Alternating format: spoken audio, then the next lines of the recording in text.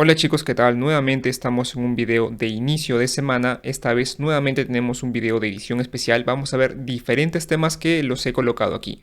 Vamos a ver primero dónde estamos según un informe del JP Morgan y también lo último de la Reserva Federal. ¿Qué opinan los grandes inversores según la última encuesta de Bank of America?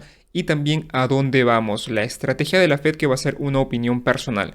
Finalmente vamos a ver como siempre los resultados trimestrales de esta semana, datos macro importantes y el análisis técnico muy rápido y breve del SP500.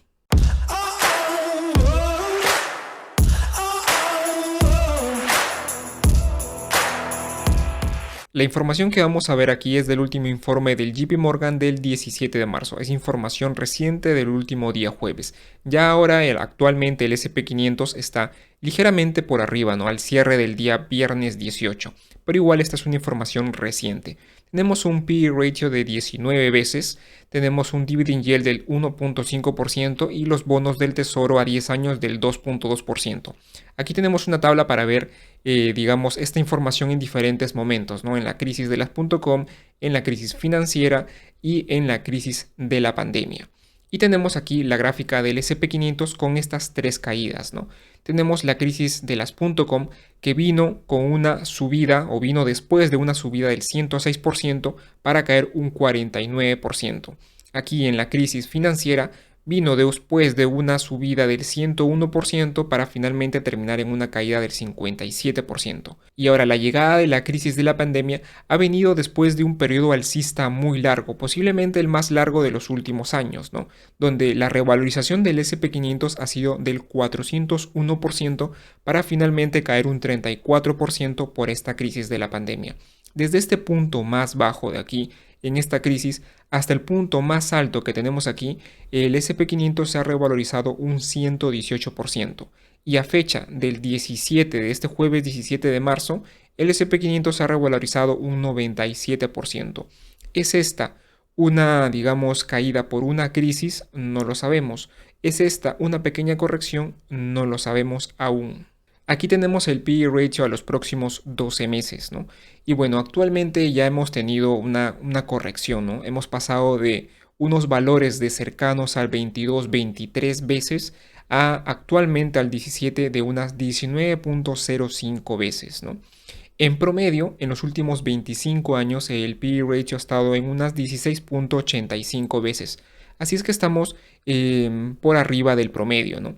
Acá tenemos el CAPE, que es el índice de Shiller, el PE ratio de Shiller, que actualmente está en el 36.26 veces y en promedio ha estado en el 28 veces, ¿no? Este de acá es un indicador que toma en cuenta la inflación y bueno, ya aquí podemos estar un poco más extendidos. Luego tenemos aquí el dividend yield, en promedio ha estado en el 2% en los últimos 25 años y actualmente está en el 1.49%. Tenemos también aquí el price to book y el price to cash flow, ¿no? Donde el promedio en los últimos 25 años ha estado en 11 y actualmente estamos en 14 veces. En la relación de la valorización de las acciones Value versus Grow, podemos ver que todavía estamos en un territorio donde las acciones Value están baratas. Y aquí tenemos esta tabla de aquí donde nos dice que las acciones Value están actualmente en las 15 veces y en promedio en los últimos 25 años ha estado en las 14 veces, mientras que las acciones Grow están en las 25 veces y el promedio en los últimos 20 años está en las 20 veces. Así es que por ahora lo recomendable sería buscar acciones Value porque tienen la menor relación precio-beneficio.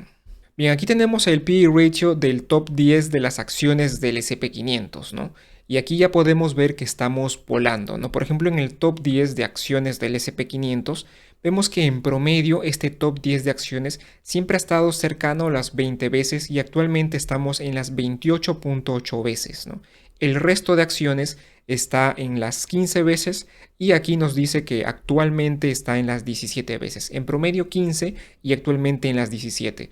Así es que lo recomendable aquí sería buscar pues otros valores que no estén en el top 10 del SP500 porque posiblemente encontremos mejor valor aquí que aquí. Aquí tenemos también una gráfica interesante que nos dice el peso de las top 10 acciones del SP500, ¿no? Que actualmente está en 29.5, creo que ha estado muy cercano al 31 punto y algo por ciento, que es un peso igual, pese a que ha tenido una pequeña corrección, es un peso bastante grande, ¿no? Este peso del top 10 de acciones del SP500. Y aquí tenemos también esta otra gráfica que nos dice la contribución de los beneficios de este top 10 de acciones del SP500, ¿no? Que hemos visto que hemos tenido una contribución del 33%, casi 34%, para haber caído notablemente hasta ahora al 23.8%. Esta contribución de beneficios que hacen estas acciones que están en el top 10 del SP500 ha reducido considerablemente. Bien, tenemos aquí las expectativas de las tasas de la Reserva Federal, los tipos de interés de la Reserva Federal de los Estados Unidos. Comenzamos con este 0.38%, que es la tasa promedio entre el 0.25 y el 0.50%. Tenemos aquí la línea de color o los puntos de color azul, que son, digamos, las estimaciones que hace la FOM, y aquí también las estimaciones que hace la FOM, pero a lo largo del tiempo, ¿no? Y finalmente las expectativas de mercado. ¿Cuánto cree el mercado que se van a modificar o van a variar los tipos de interés? Y vemos que al menos el mercado espera que la subida de tipos de interés sea menor a las proyectadas o las estimadas por la Reserva Federal. Luego tenemos aquí esta información de la Reserva Federal, que es el dot plot, ¿no? Que es ese esquema de puntos que tiene la Reserva Federal para ver la subida de tipos de interés a lo largo de estos años, 22, 23, 24 y a lo largo del tiempo, ¿no? Que está a fecha de marzo 16. Ahora, podemos ver aquí claramente una inclinación entre los votantes, porque esto finalmente se hace por las personas que votan, los miembros del FOM que votan, y ven a dónde proyectan o de dónde estiman que debería estar las tasas de interés, ¿no? La mayoría la podemos ver aquí en este rango que está entre el 1.75% y el 2%, ¿no? Por aquí ya vemos una distribución un poco quizás más concentrada en esta zona para el año 2023 entre el 2.25 y el 2.75%. Y aquí para el año 2024 ya se ve una distribución sin uniformidad, ¿no? Parece que los miembros de la FOM no saben qué es lo que va a suceder todavía en este año 2024 y no se ponen de acuerdo para dónde van a ir los tipos de interés. Y a largo plazo vemos unos tipos que la mayoría de los miembros del FOM estima que va a estar entre el 2.25% y el 2.5%. Para ver esto tenemos esta gráfica de Bloomberg que nos estima aquí estos promedios, ¿no? Tenemos aquí la media de estos puntos, ¿no? Que figuran aquí este 1.75, como les dije. Luego tenemos por aquí este punto medio que es el 2.75% para el año 2023 y tenemos aquí para el año 2024 nuevamente esta media, pero como ven la distribución no nos indica nada claro. Y finalmente aquí el último valor para el largo plazo que nos dice que va a estar en el 2.75%. Y aquí cabe resaltar que hay algunos miembros de la Reserva Federal, en este caso el presidente de la Reserva Federal de San Luis, que es Bullard, que nos dice que las tasas deberían estar para este año o al cierre de este año en el 3%, ¿no? Entonces hay personas dentro de la Reserva Federal que estiman que este valor de aquí del 1.75 en promedio al cierre de este año 2022 va a estar incluso muy bajo. Luego tenemos aquí el balance de la Reserva Federal que ya está muy cercano a los 9 billones de dólares, ¿no? 9 trillones, 9 billones de dólares. Y se estima que esto de aquí vaya reduciendo en el tiempo. Luego tenemos aquí el PIB, ¿no? El GDP de los Estados Unidos que desde el año 2001 hasta el año 2021 ha tenido una tendencia de crecimiento del 2%, ¿no? Y bueno, aquí para que vean el componente del PIB de los Estados Unidos y vemos que claramente un gran componente, un peso muy importante en el GDP, en el PIB de los Estados Unidos es el consumo, ¿no? Estados Unidos depende mucho de ese consumo que hacen las personas, los ciudadanos, para impulsar la economía, para impulsar ese crecimiento. Aquí en esta gráfica tenemos la tasa de desempleo de los Estados Unidos con el incremento de los salarios, ¿no? En promedio, en los últimos 50 años, la tasa de desempleo ha estado en el 6.2% y el crecimiento de los salarios en el 4%. Estos son los promedios. Actualmente estamos en el 3.8% en la tasa de desempleo, ¿no? Según el último dato de febrero de este año 2022, 3.8%, que es un dato de desempleo muy, muy bueno. Pero tenemos el incremento en los salarios, el crecimiento de los salarios en una tasa del 6.7%, igual nuevamente en el último dato de febrero. A nivel de la inflación tenemos que en este último dato de febrero, en la inflación de forma general, estamos en el 7.9%, ¿no? La inflación fuera de alimentos y energía está en el 6.4%, solamente alimentos 7.9% y la energía 25.7%. Para que vean aquí los promedios de los últimos 50 años, ¿no? 3.9 versus 7.9, ¿no? Y 4.8 versus 25.7% que los tenemos en el último dato de febrero. Y ojo que nuevamente repito esto, esta información de febrero aún no recoge todo lo sucedido en este mes de marzo, que hemos tenido todo el tema de la guerra entre Rusia y Ucrania. Y ahora, ¿qué nos dice la Reserva Federal con respecto a estos datos, ¿no? ¿Cuáles son sus proyecciones, sus estimaciones que tiene la Reserva Federal? Tenemos aquí en la línea de abajo las proyecciones de diciembre, las últimas proyecciones que se han hecho en el mes de diciembre y en estas las actuales, las de este marzo. Tenemos aquí que el consenso, la media de todo este consenso, vemos que ha reducido del 4% de crecimiento del PIB a solamente el 2.8%. Lo demás se mantiene. La tasa de desempleo se mantiene igual y ojo, pese a que tenemos un crecimiento menor de GDP, del PIB, el empleo aquí o la tasa de desempleo aquí sigue siendo la misma y no ha variado. Es algo interesante de ver, ¿no? Tenemos menos crecimiento, pero el desempleo, perdón, sigue igual. Y con respecto a la inflación, este es el PCE, ¿no? Que es la inflación que utiliza la Reserva Federal para tomarla en cuenta en sus datos y en su valoración, ha aumentado, ¿no? Del 2.6 al 4.3%. Y ahora, ¿qué ha pasado con el petróleo? Bueno, ya el precio del petróleo ha reducido considerablemente de estos valores que creo, si más no me equivoco, llegaron hasta los $123 por ahí, ¿no? Ya ha reducido considerablemente y estamos en un precio del petróleo, del barril, del crudo, del WTI, de los $103 aproximadamente. Igual siguen siendo unos valores altos para los niveles de inflación que tenemos actualmente. Y esta gráfica de aquí también es interesante. La línea de color azul señalan o demuestran los inventarios de crudo y la línea de color celeste las plataformas activas que se tiene, ¿no? sacando crudo, ¿no? Y podemos ver aquí muy claro por el tema de la pandemia que las plataformas activas han reducido, ¿verdad? Tenemos aquí, pues no se consumía petróleo, han reducido, aumentaron las reservas y se disminuyó el tema de las plataformas activas extrayendo petróleo. Pero ahora, pues, tenemos todo lo contrario, ¿no? Ya nuestras reservas, al menos en lo que corresponde a Estados Unidos, han reducido considerablemente y estamos en mínimos que no hemos visto desde el año 2013. Y ahora pues se está viendo o se está aumentando las plataformas activas, ¿no? Entonces cada vez esto va a ir aumentando para al menos ir estabilizando el tema de las reservas de crudo que tiene los Estados Unidos.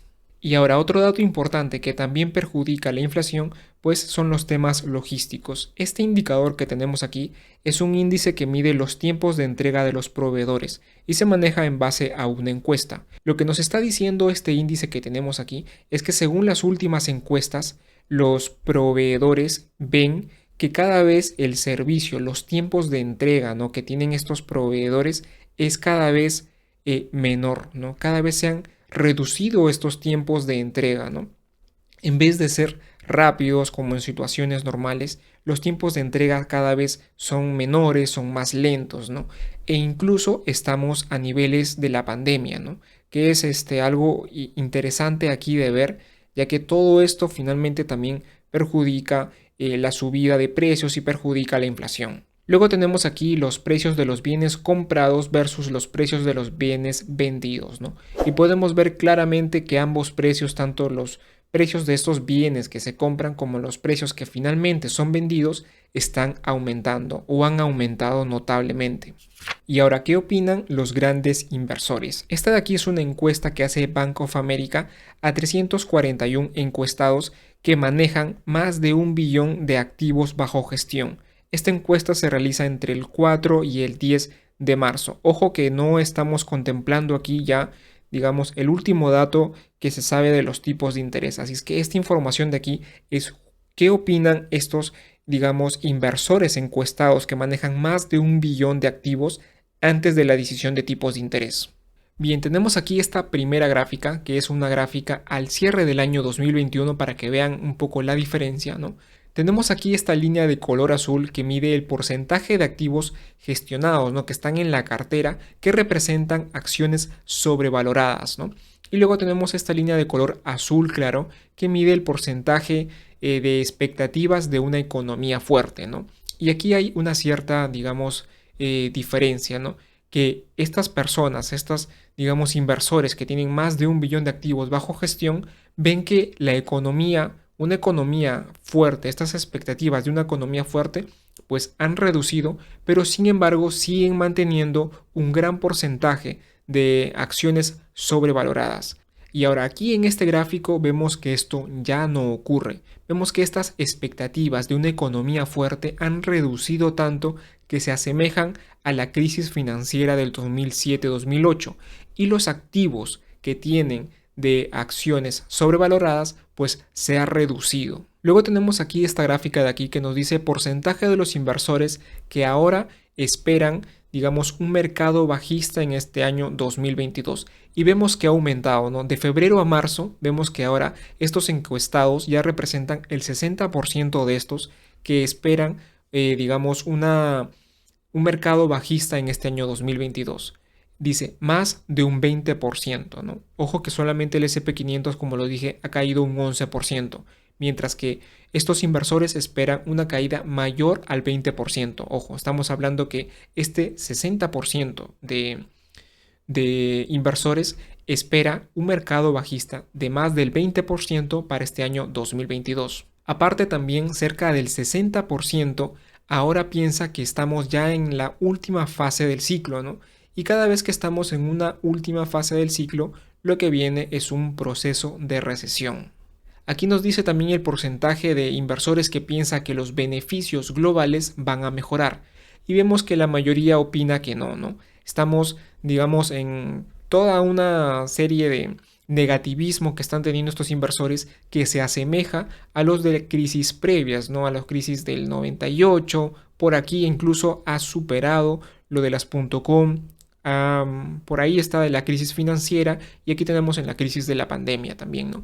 Y también ven, digamos, condiciones de liquidez preocupantes, ¿no? Niveles de liquidez preocupantes, ¿no? Lo hemos visto ya también en la crisis financiera del 2008, lo teníamos en la crisis de la pandemia y ahora este valor de aquí, ¿no? Representa un mayor porcentaje de riesgo en las condiciones de liquidez. Aquí también en la pregunta que se les hace, si es que estos inversores opinan que esta inflación será transitoria o permanente. Los que opinan que la inflación es permanente ha aumentado. Ahora el 51% de los encuestados opina que esta inflación ya no es transitoria, sino es permanente. Y ahora con respecto también a esta inflación, estos inversores, un 62% de estos inversores opina que vamos a tener un menor crecimiento y una mayor inflación. ¿Cuáles son los mayores riesgos que consideran estos inversores? Pues el mayor riesgo que consideran es lógicamente el conflicto entre Rusia y Ucrania, que ha aumentado increíblemente, ¿no? El 45%. Luego ven una recesión global que también ha aumentado considerablemente, cerca del 22% aproximadamente. La inflación, el problema de la inflación, en cambio, ha reducido, ¿no? Porque seguro esperan que la inflación sea combatida por la Reserva Federal. Así es que el problema aquí que ellos ven ya no es la inflación, sino más bien la recesión que se va a venir después de este control de la inflación. Luego también otro dato interesante de ver aquí es pues digamos, riesgo crediticio que pueda haber en China, que lo tenemos ya aquí presente con un porcentaje bajísimo. Y ahora aquí en esta gráfica de aquí nos dice cuántos de estos inversores piensan dónde tiene la Fed su put, dónde la Fed tiene ese nivel donde si el precio llega a ese nivel, ya la Fed interviene, ya la Fed dice no, hasta aquí ya llegamos y tenemos que intervenir, tenemos que apoyar el mercado. Bueno, en promedio es este nivel de aquí, los 3.636 puntos, ¿no? La gran mayoría estima entre los 3.750, otros entre los 3.500, ¿no? Pero en sí, el promedio de todo esto son los 3.636 puntos, ¿no? Donde la Fed, digamos, tiene su put y donde la Fed ya intervendría para ayudar al mercado. Bien, aquí tenemos un pequeño resumen de estas encuestas con diferentes crisis, ¿no? Tenemos aquí la crisis de las .com, la gran crisis financiera, ¿no? Aquí tenemos la crisis de deuda del euro, el tema de la pandemia y el conflicto entre Rusia y Ucrania que tenemos actualmente. Este de aquí es el porcentaje de cash que tienen, digamos, bajo gestión los inversores, ¿no? ¿Cuánto cash tienen en su cartera? Vemos que los valores que se tenían, al menos en las .com, eran los valores más altos, ¿no? Ahorita estamos en unos valores que están en ese promedio, por decirlo así. Luego los que piensan que la economía está fuerte, tenemos una economía fuerte, cada vez este valor pues está en consonancia, ¿no? Los inversores, como ya lo hemos visto antes, opinan que pues no tenemos una economía fuerte. Beneficios positivos, beneficios fuertes, igual, beneficios negativos, ¿no? Hay ese negativismo en estos inversores. Inflación alta, ¿no? Vemos aquí una pequeña, digamos, un pequeño porcentaje que se le da a la inflación. Luego tenemos aquí este dato que nos dice los altos tipos de interés a corto plazo, donde la mayoría de inversores opina que vamos a tener unos tipos de interés altos, a diferencia de todo lo que hemos tenido en las crisis previas, porque es lo que comúnmente se hace en una crisis, bajar los tipos de interés. Y ahora aquí hay este dato interesante que nos dice pues que a nivel de estos activos que tienen estos inversores, ¿no? Acciones que están sobrevaloradas, ¿no? Que representan parte de su portafolio, aún no han salido del todo, ¿no? Aún mantienen un pequeño, digamos, porcentaje de estas acciones, ¿no? De estas acciones que representan un porcentaje de su portafolio y que son, digamos, acciones sobrevaloradas, ¿no? Que están aquí, ¿no? Todavía tienen, ¿no? Mientras que en otros periodos anteriores, pues ya estos inversores habían salido completamente de esta clase de activos, ¿no? Tenemos aquí esta gráfica del cash, del efectivo que tienen como porcentaje de activos gestionados y vemos que está en niveles altos, ¿no? Ya lo veíamos aquí, pero aquí tenemos algo un poco más interesante a la vista. Vemos que está en niveles similares a los que teníamos en la crisis de la pandemia e incluso superiores a la crisis financiera. Y bueno, aquí los valores que se tenían en, digamos, las .com eran elevadísimos, ¿no? Bien, ¿qué activos piensan los inversores que van a tener buenos rendimientos este año 2022? Febrero y marzo. Aquí los inversores, estos inversores al menos, opinan que el petróleo va a tener uno de los mejores rendimientos, ¿no? Ha subido del 30% aproximadamente que pensaban que iban a tener estos rendimientos, ha subido al cerca del 47% aproximadamente, ¿no? De inversores que piensan que el petróleo va a tener buenos rendimientos este año. Tenemos el de mercados emergentes que ha reducido considerablemente. Tenemos el oro que vemos aquí un incremento también notable, ¿no? Esperan rendimientos del oro interesantes, ¿no? El SP500 que ha reducido ligeramente y por aquí también, bueno, bonos y el tema del Bitcoin, ¿no? Que ha reducido casi a la mitad. Al menos estos beneficios que se esperan en las criptomonedas ha reducido. Luego tenemos aquí este indicador del Bull and Bear de Bank of America que está actualmente en el 2.3 de un previo de febrero del 7.7, ¿no? Y recordemos que a lo largo de la historia este índice cada vez que ha estado por debajo del 2% ha significado momentos pues de extremo pesimismo que nos indica que son buen momento para compra, ¿no? Buen momento para hacer compras. el indicador, si bien es cierto, aún no ha llegado al 2%, pero estamos en niveles, digamos, de compra bastante interesantes. Aún no ha caído como lo tenemos aquí en precios en momentos anteriores, pero igual es un nivel bastante interesante. Aún podríamos tener caídas, ojo aquí. Y ahora, ¿a dónde vamos? ¿Cuál va a ser la estrategia de la Fed? ¿No? Esta es un poco de mi opinión. Bien, sabemos que la Fed se va a concentrar en la inflación.